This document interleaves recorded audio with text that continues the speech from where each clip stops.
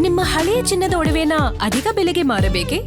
ಆಟಿಕಾಗೆ call ಮಾಡಿ 8880 Attica gold company. NEET ಆಗಿರುತ್ತಾ NEET exam ಅನ್ನೋದಕ್ಕೆ ಸಂಬಂಧಪಟ್ಟಂತೆ ಈಗ ABVPಯ ಕೊಟ್ಟಪ್ಪ ಮರಡಿ ಜಾಯಿನ್ ಆಗಿದ್ದಾರೆ. ಕೊಟ್ಟಪ್ಪ, ನನ್ನ ಧ್ವನಿ ತಮಗೆ ಕೇಳಿಸ್ತಾ ಇದ್ರೆ ನಾವು ಈ ಹಿಂದೆನೂ ಕೂಡ ನಾವು ಈ ವಿಚಾರದ ಬಗ್ಗೆ ಡಿಸ್ಕಸ್ ಮಾಡಿದ್ದೀವಿ ಮತ್ತು ತಾವು ಕೂಡ ಆಗ್ರಹ ಮಾಡಿದ್ರಿ ಈ ವಿಚಾರದಲ್ಲಿ ನಮ್ಮದೇನೂ ಇಲ್ಲ, ಸೂಕ್ತವಾದಂಥ ಕ್ರಮಗಳಾಗಬೇಕು ಅಂತ. ಸೊ ಈಗ ನಾಳೆ ಎಕ್ಸಾಮ್ ನಡೀತಾ ಇದೆ. ಈ ಎಕ್ಸಾಮ್ ನಡೀತಾ ಇರುವಂಥ ಸಂದರ್ಭದಲ್ಲಿ ತಾವೇನು ಹೇಳಕ್ಕೆ ಇಷ್ಟಪಡ್ತೀರಿ? ಮೇಡಮ್, ಖಂಡಿತವಾಗಿ ಕೇಂದ್ರ ಸರ್ಕಾರ ಇತ್ತೀಚೆಗೆ ನೀಟ್ ನಡೆಯುವಂತ ಪರೀಕ್ಷೆಗೆ ಏನು ಡಿಫೆನ್ಸ್ ಅನ್ನ ಬಳಸ್ಕೊಂಡಿದೆ ಅದನ್ನ ನಾವು ಸ್ವಾಗತ ಮಾಡ್ತೀವಿ. ಯಾಕಂದ್ರೆ ಯಾವ ಮಕ್ಕಳು ಭವಿಷ್ಯವನ್ನ ನೀಟ್ ಎಕ್ಸಾಮ್ ಗಳನ್ನ ಪಾಸ್ ಆಗಿ ಭವಿಷ್ಯವನ್ನ ಕಟ್ಕೊಳ್ಬೇಕಾಗಿತ್ತು ಅಂತಹ ಮಕ್ಕಳ ಭವಿಷ್ಯದಲ್ಲಿ ಚಲಾಟ ಆಗ್ತಾ ಇದೆ, ಕ್ವಶನ್ಗಳು ಪೇಪರ್ಗಳು ಲೀಕ್ ಆಗ್ತಾ ಇದೆ, ಮಕ್ಕಳುಗಳ ಆತ್ಮಹತ್ಯೆ ಆಗ್ತಾ ಇವೆ ಅಂದ್ರೆ ಇದನ್ನ ತುಂಬಾ ಗಂಭೀರವಾಗಿ ಪರಿಗಣಿಸಬೇಕು. ಹೀಗಾಗಿ ಕೇಂದ್ರ ಸರ್ಕಾರವು ಕೂಡ ಇದ್ರ ಕುರಿತು ತುಂಬಾ ಸೀರಿಯಸ್ ಆಗಿ ಯೋಚನೆ ಮಾಡಿದೆ ಅಂತ ಅನ್ಸುತ್ತೆ. ಅದಕ್ಕೋಸ್ಕರನೇ ಡಿಫೆನ್ಸ್ ಅನ್ನ ಯೋಚನೆ ಮಾಡಿದೆ ಅಂತ ಅನ್ಸುತ್ತೆ. ಓಕೆ, ಫೇರ್, ಮಾಡ್ಲೇಬೇಕು, ಇಲ್ದೇ ಇದ್ರೆ ಇನ್ನಷ್ಟೇ. ಈ ನಾಳೆ ಏನಾದ್ರು ಹೆಚ್ಚು ಕಡಿಮೆ ಮಾಡಿದ್ರಂದ್ರೆ ಏನು ಇಲ್ಲ, ದಂಗೆ ಎದ್ದು ಬಿಡ್ತಾರೆ ಜನ. But I wanted to ask, ತಾವೆಲ್ಲರೂ 4 ಜನ ಯಾರಿದ್ದೀರಿ, ತಾವೆಲ್ಲರೂ ತಾವು ರೆಪ್ರೆಸೆಂಟ್ ಮಾಡುವಂತಹ ಪಾರ್ಟಿಗಳ ಯಂಗ್ ಯೂತ್ ಮೆಂಬರ್ಸ್ ಇದ್ದೀರಿ. ಸೊ ಎಲ್ಲೂ ಕೂಡ ನಿಮ್ಮನ್ನು ಹೊರತುಪಡಿಸಿ, ನಾನು ಹೇಳ್ತಾ ಇದ್ದೀನಿ designated political parties youth wing ಹೊರತುಪಡಿಸಿ ಇವತ್ತು ಈ ವಿಚಾರದಲ್ಲಿ ತಲೆ ಎತ್ತುತ್ತಾ ಇರೋರು ನಮ್ಮ ಜೆನ್ಸಿಗಳು ಮತ್ತು ಅವ್ರದ್ದೇ ಆದಂತಹ ಒಂದು ಕಾಕ್ರೋಚ್ ಜನತಾ ಪಾರ್ಟಿ ಅಂತ. Not only cockroach Janata party are ನಾವು ಕಾಕ್ರೋಚಸ್. ಯಾಕೆಂದರೆ ನಾವು ನಮ್ಮ ಮುಖ ಇಟ್ಕೊಂಡು ಕೇಳಿದರೆ ನಮ್ಮನ್ನು ಹೊಸ್ಕಾಕ್ತೀರಿ, ಅದೇ ಕಾಕ್ರೋಚ್ ಮುಖ ಇಟ್ಕೊಂಡು ಕೇಳ್ತೀವಿ. ಸೊ ದಟ್ ನೀವು ಹಾಕಿದ್ರೆ ನಾವು ಮತ್ತೆ ಉಡ್ತೀವಿ ಅನ್ನೋ ಲೆವೆಲ್ಗೆ ನೀವು ಏನು ಡೆಸಿಗ್ನೇಟೆಡ್ ಪೊಲಿಟಿಕಲ್ ಪಾರ್ಟೀಸ್ ಆರ್ ಅದರ ಅಂಗಸಂಸ್ಥೆಗಳು ಅಥವಾ ವಿದ್ಯಾರ್ಥಿ ಘಟಕಗಳನ್ನು ಮೀರಿ ಇವತ್ತು ಈ ದೇಶದ ಜೆನ್ಸಿಗಳು ರೊಚ್ಚಿಗೆದ್ದಿದ್ದಾರೆ. ಸೊ ಎಲ್ಲ ಒಂದು ಕಡೆ ನೀವು ವಿದ್ಯಾರ್ಥಿ ಸಂಘಟನೆಗಳು ನೀವು ಮಾಡ್ತಾ ಇರುವಂತ ಕೆಲಸದಲ್ಲಿ ಫೇಲಿಯರ್ ಆಗ್ತಾ ಇದ್ದೀರಿ, ಅಥವಾ ನೀವು ನಿಮ್ಮ ಪಾರ್ಟಿಗಳ ಚೇಲಾಗಳ ಹಾಕೊಂಡು ನಿಮ್ಮ ಪಾರ್ಟಿಗಳ ಅಜೆಂಡಾಗಳ ಅಡಿಯಲ್ಲಿ ಕೆಲಸ ಮಾಡ್ತಾ ಇರೋದ್ರಿಂದ ಇವತ್ತು ನೀವು ಆ ವಿದ್ಯಾರ್ಥಿಗಳಿಗೆ ಆಪ್ಷನ್ ಆಗಿ ಉಳಿದಿಲ್ಲ.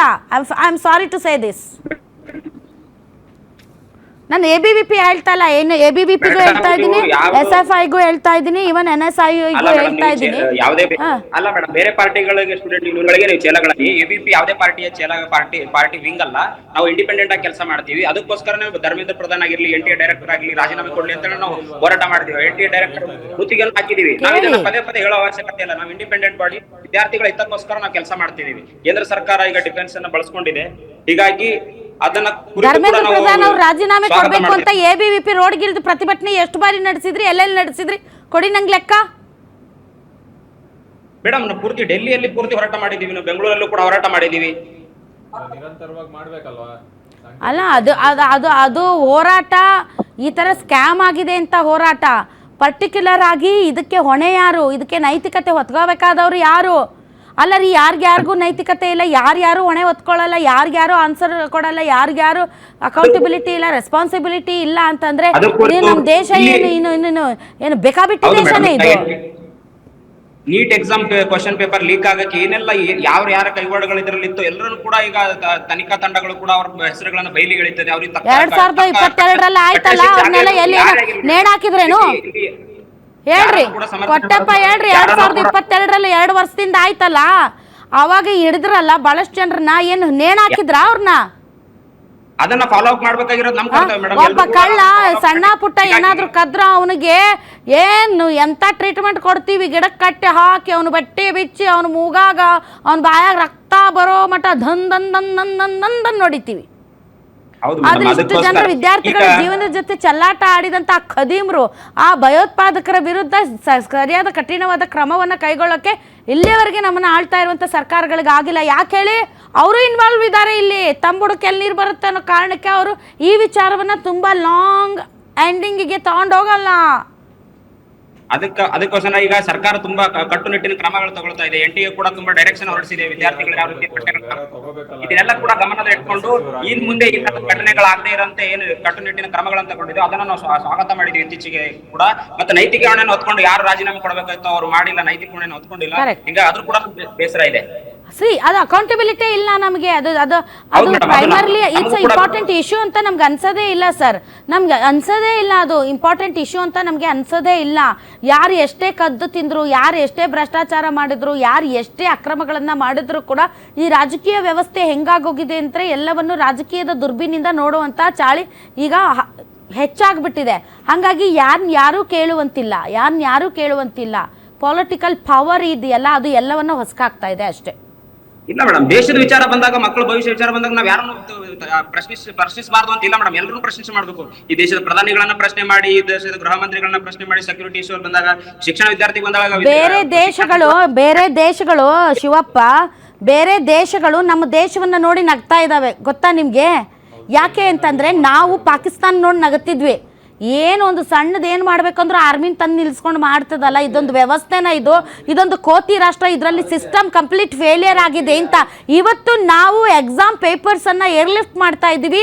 ಸೇನೆಯನ್ನು CRPF ಮತ್ತು ಇನ್ನೊಂದು CISF ಯೋಧರನ್ನು ನಾವು ಪರೀಕ್ಷೆಗೆ ಬಳಸ್ಕೊಳ್ತಾ ಇದ್ದೀವಿ ಅಂತಂದರೆ ಒಂದು ಎಕ್ಸಾಮ್ಗೆ. ಸೊ ಇಲ್ಲೂ ನಾವು ಸೇನೆ ಬಳಸ್ಕೊಳ್ತಾ ಇದ್ದೀವಿ ಅಂತಂದರೆ is it a good sign?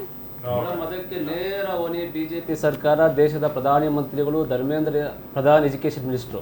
ಯಾಕೆ ಹೇಳ್ತಾ ಇದ್ರಿ ಅಂದ್ರೆ, ಈಗ ABVP ವಿದ್ಯಾರ್ಥಿ ಒಬ್ಬ ಗೆಳೆಯ ಮಾತಾಡ್ತಾ ಇದ್ದ, ಬಿಜೆಪಿಯ ಒಂದು ಅಂಗ ವಿದ್ಯಾರ್ಥಿ ಸಂಘಟನೆ ABVP ಬೇರೆ ವಿಷಯದಲ್ಲಿ ಕೇಸರಿ ಮತ್ತು ವಿಜಾಪೀಸರದಲ್ಲಿ ಬೀದಿಗಳು ನಿರಂತರ ಹೋರಾಟ ಮಾಡ್ತಾರೆ. ಬೇರೆ ವಿಷಯದ ಬಗ್ಗೆ ನೆಸೆಸಿಟಿ ಇದೆ. ಆದ್ರೆ ನೀಟ್ ವಿದ್ಯಾರ್ಥಿಗಳ ಸಂಬಂಧಪಟ್ಟಾಗ ಸುಮ್ಮನೆ ಫಾರ್ಮಾಲಿಟಿಗೆ ಒಂದು ಹೋರಾಟ ಮಾಡ್ತಾರೆ. ನಿರಂತರವಾಗಿ ಹೋರಾಟ ಇಲ್ಲ. ದೇಶದಲ್ಲಾಗಿರ್ಬೋದು, ರಾಜ್ಯಗಳಲ್ಲಾಗಿರ್ಬೋದು, ನಮ್ಮ ರಾಜ್ಯದಲ್ಲಿ ಆಗಿರ್ಬೋದು. ಯಾಕೆ ಆದ್ರೆ ಅವ್ರದ್ದು ಸರ್ಕಾರ ಇದೆ, ಕೇಂದ್ರ ಸರ್ಕಾರ. ಆದ್ರೆ ರಾಜ್ಯದಲ್ಲಿ ಕೂಡ ಇವತ್ತು ವಿದ್ಯಾರ್ಥಿಗಳು, ನೀವು ಮೇಡಮ್ ಹೇಳ್ತಾ ಇದ್ರು ಸರ್ ಮೆಡಿಕಲ್ ಸೀಟು ಹೆಚ್ಚಳ ಮಾಡ್ತಾರೆ. ಎಲ್ಲಿ ಮಾಡಿದ್ದಾರೆ ಮೇಡಮ್? ಭಾರತ ದೇಶದಲ್ಲಿ 22,70,000 ವಿದ್ಯಾರ್ಥಿಗಳು ಇವತ್ತು ಎಕ್ಸಾಮ್ ಬರ್ತಿದ್ದಾರೆ. ಕೇವಲ ಸೀಟ್ಸ್ ಇರೋದು 1,30,030 ಅಂದರೆ ಹತ್ರ 5-6%. ಕರ್ನಾಟಕದಲ್ಲಿ ಎಷ್ಟಿದೆ? 1,40,000 ಜನ ವಿದ್ಯಾರ್ಥಿಗಳು ಎಕ್ಸಾಮ್ ಬರ್ತಿದ್ದಾರೆ.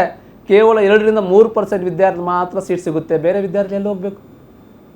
ಆದರೆ ನೀವು ಹೇಳ್ತಾ ಇದ್ರಿ, ಇದೇ ನಮ್ಮ ಕರ್ನಾಟಕ ರಾಜ್ಯದ BJPಯ ಸಂಸದರಿದ್ದಾರೆ, ಯಾರು ಮಾತಾಡಿದ್ದಾರೆ ನೀಟ್ ಸಂಬಂಧಪಟ್ಟಂಗೆ? ನೋಡಿ ಮೇಡಮ್, ಒಂದು ಹೇಳ್ತೀನಿ, ಇವತ್ತು ಕಾಂಗ್ರೆಸ್ ಪಕ್ಷ ಆಗಿರ್ಬೋದು, JDS ಪಕ್ಷ ಆಗಿರ್ಬೋದು, BJP ಆಗಿರ್ಬೋದು, ಕಮ್ಯುನಿಸ್ಟ್ ಎಲ್ಲರೂ ವಿದ್ಯಾರ್ಥಿಗಳು ಓದ್ತಾ ಇರೋದು.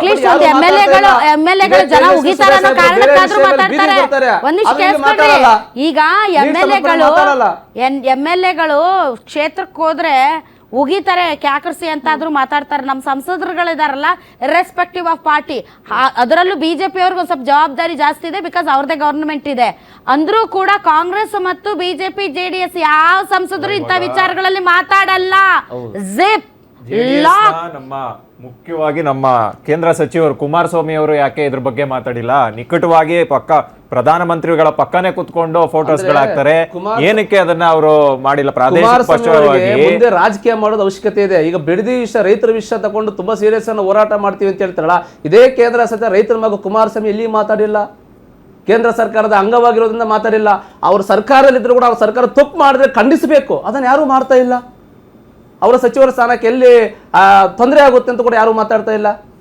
ನಾನು ABVP ಅವರು ಹೇಳ್ತಾ ಇದ್ದೀನಿ, ಇವಾಗ ಧರ್ಮೇಂದ್ರ ಪ್ರಧಾನ್ ಅವರು ರಾಜೀನಾಮೆ ಕೊಡ್ಲಿಲ್ಲ ಅಂದ್ರೆ ನಿಮ್ಮ ಸ್ಟ್ಯಾಂಡ್ ಏನು? ನೀವು ABVPಗೆ ಸಾಮೂಹಿಕವಾಗಿ ರಾಜೀನಾಮೆ ಕೊಟ್ಟು ಹೊರಬನ್ನಿ. ABVP ಇಂದ BJP ಪಕ್ಷಕ್ಕೆ ನೀವು ಏನು ಯುವಕರು ಏನು ಚೇಂಜಸ್ ಕೇಳ್ತಾ ಇದ್ದಾರೆ ಅದನ್ನ ತೋರಿಸಿ. ಸುಮ್ಮನೆ ನಾವು ಹೋರಾಟ ಮಾಡ್ತಾ ಇದೀವಿ ಒಂದು ಕಾರಣ ಕೊಟ್ಕೊಂಡು ಒಂದು ಸಾಮೂಹಿಕವಾಗಿ ರಾಜೀನಾಮೆ ಕೊಟ್ಟು ಚೇಂಜಸ್ ಪಡೋಕ್ಕೆ ಮಾಡಿ. ಇಲ್ಲ ABVP ಇಂದ ಹೊರಗಡೆ ಬನ್ನಿ. ಯಾಕೆ ಈ ರೀತಿ ಸುಮ್ಮನೆ ನಾಟಕ ಮಾಡೋ ಥರದ್ದು ಮಾಡ್ತೀರಾ ಹೋರಾಟಗಳನ್ನ? ಯುವಕರನ್ನ ಯಾಕೆ ತಪ್ಪು ದಾರಿಗೆ ಇಳಿಸ್ತೀರಾ? ಕೇಸರಿ ಹಿಜಾಬ್ ಆದ್ರೆ ನಿಮ್ಮ ಜೊತೆ ಸಾವಿರಾರು ಲಕ್ಷಾಂತರ ಯುವಕರು ಬರಬೇಕು. ಇದೇ ರೀತಿಗೆ ಲಕ್ಷಾಂತರ ಯುವಕರು ಯಾಕೆ ಕರ್ನಾಟಕದಲ್ಲಾಗ್ಲಿ ಇಡೀ ರಾಜ್ಯದಲ್ಲಿ ಪ್ರತಿಭಟನೆ ಮಾಡಲಿಲ್ಲ? ಇನ್ನೊಂದು ಕಾಕ್ರೋಚ್ ಪಾರ್ಟಿ ಆಗಲಿ ಮತ್ತೊಬ್ಬ ಪಾರ್ಟಿ ಆಗಲಿ ಮಾಡೋಕ್ಕೆ ಏನಕ್ಕೆ ನೀವು ಅವಕಾಶ ಕೊಡ್ತಾ ಇದ್ದೀರಾ?